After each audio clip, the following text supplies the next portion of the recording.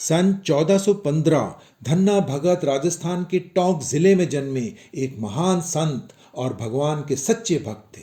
उनका जीवन सादगी, मेहनत, प्रेम और अटूट भक्ति का अद्भुत उदाहरण माना जाता है।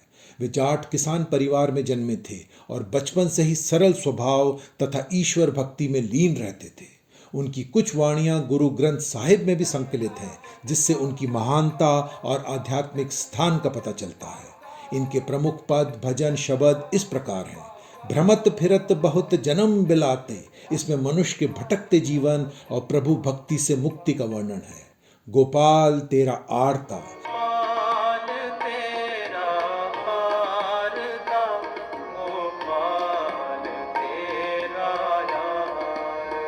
ये अत्यंत प्रसिद्ध भक्ति पद है, जिससे संपूर्ण प्रकृति को भगवान की आरती बताया गया है।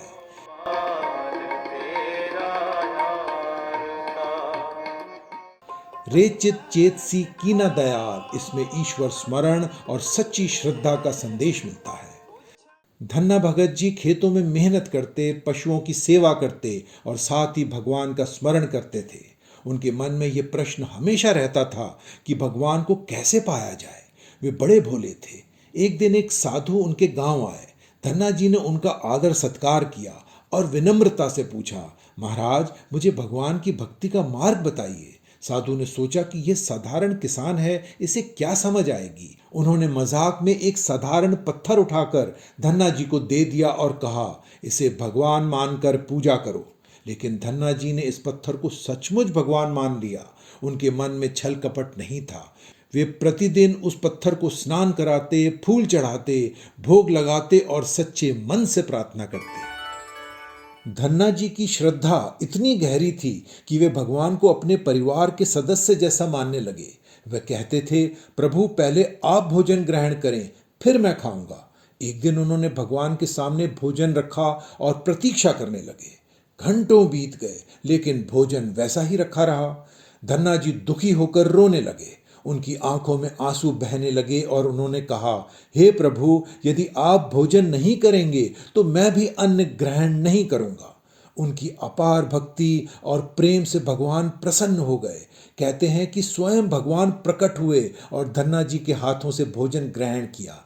ये देखकर धन्ना जी आनंद और भक्ति में डूब गए।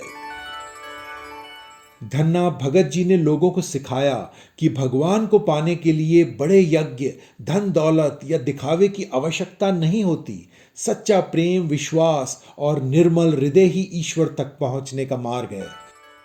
उनकी वाणी में प्रेम, समानता और भक्ति का संदेश मिलता है। इस कहानी से हमें शिक्षा मिलती है कि सच्ची भक्ति में शक्ति होती है।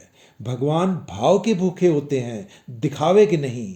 सरल और निष्कपट हृदय से की गई प्रार्थना अवश्य स्वीकार होती है। मेहनत, विनम्रता और विश्वास जीवन को महान बनाते हैं। धन्ना भगत जी का जीवन आज भी हमें सादगी, प्रेम और अटूट श्रद्धा का मार्ग दिखाता है।